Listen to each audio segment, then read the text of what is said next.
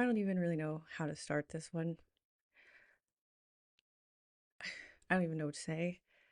I can say I'm not surprised. I think we all knew this was going to eventually happen. This is exactly what people have been warning about.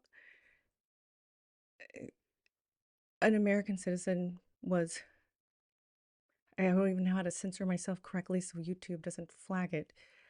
I never wanted this channel to be about politics. And I obviously keep up with the news of my home every day. I can't stop thinking about it. I think about everyone I care about who is left behind and ways I can help them from afar. I think it's ironic a party talks about law and order when their leader is a felon, a convicted felon multiple times. How can you be about law and order? I mean, you can be all about breaking the law, which is all that's happened. And now an American citizen is gone, and there's no going back. And this is the fifth person that has been deleted from American society, but the first American citizen, so it's getting the most attention. I obviously think about this a lot as an immigrant myself in another country and the fear that that could come here. And I know people say that it would never happen here, and that's, I think, rather naive. I think that's how a lot of people thought during World War II, that it could not happen here. I just want to say on that note, look, follow the money. Follow the money.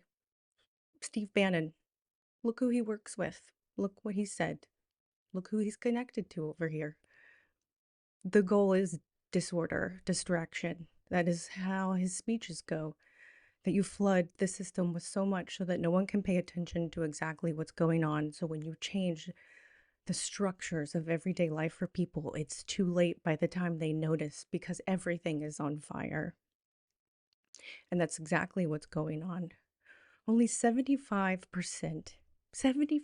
of the people that ICE has arrested have no criminal backgrounds. They did come to the country legally.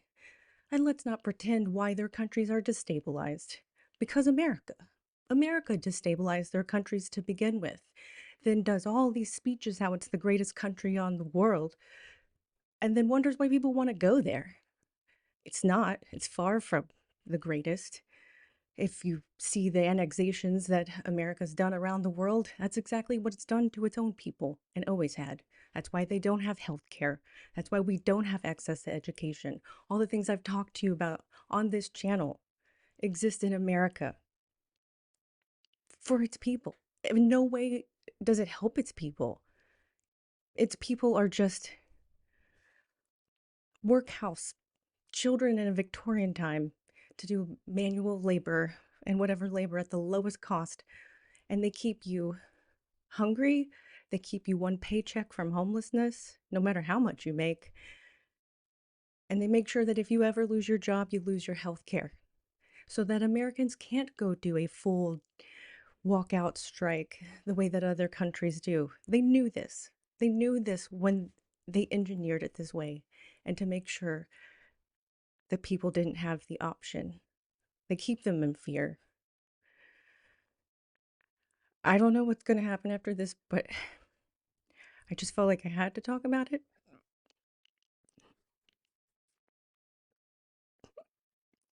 Because she could have been me.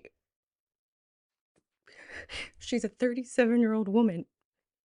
I'm 39. Just like when the Charlottesville riots happened and that man drove over a woman, Heather Heyer. I was the same age as her at that time. While they march in the streets with tiki torches.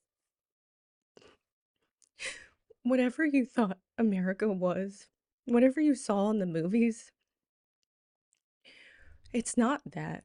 It hasn't ever really been that, but boy, is it far, far from that. It has changed so fast in less than a year. And it is by design.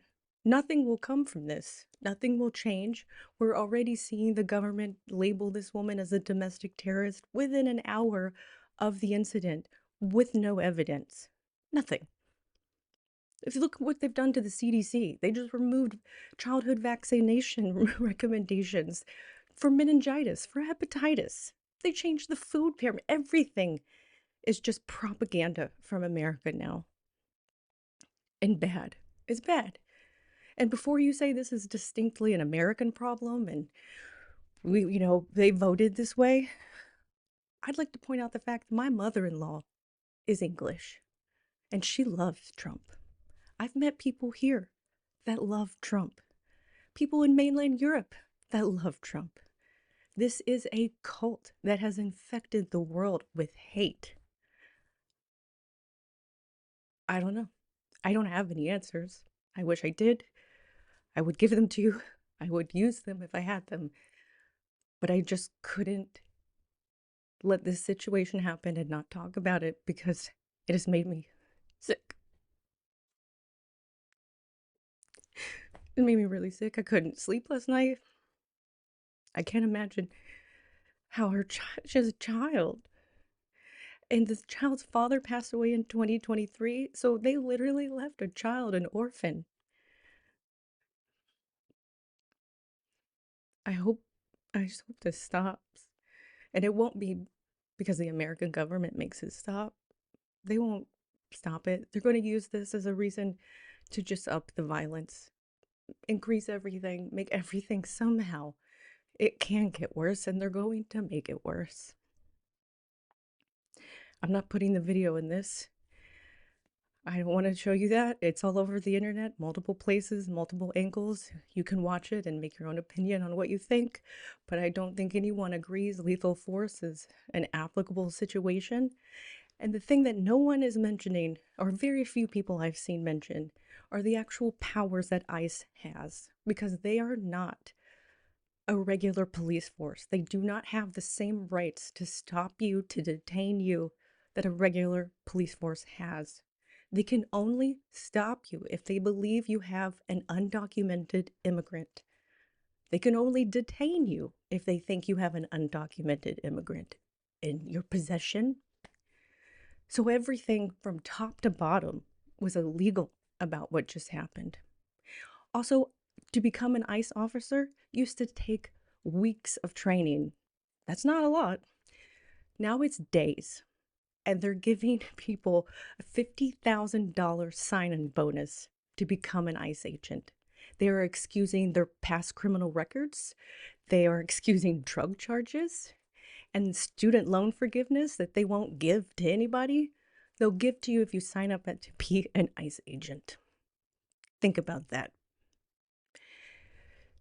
No training, guns. They often come out gun pointed before anything happens, which can only cause a terrible situation for anyone who actually has used guns and not just played them in video games. That's all these guys are. There are a bunch of guys who have played video games, and I say that as someone who has played video games my whole life. My whole life. But these people are dangerous, as we see. ICE has had the most amount of people die in ICE custody last year than ever before in American history. There are roughly 800 to 1,000 undocumented immigrants, are documented, we don't know, they got rid of due process, that have just simply disappeared from the registers of the camps they were put in. There's been 170 American citizens detained. Think about that. If they can do it in America, where everyone has a ton of guns, this infection can be anywhere. And we see it flaring up everywhere.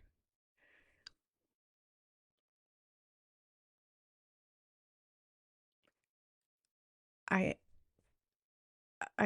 find it, I mean, you should always question authority to an extent, but it is impossible not to sound like a conspiracy theorist questioning the American government now.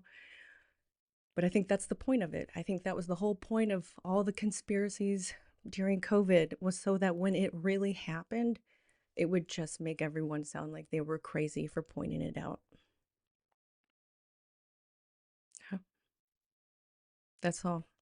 I don't want to make this channel about politics regularly or anything,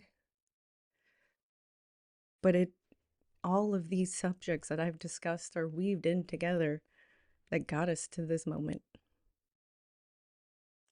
And I'm sorry.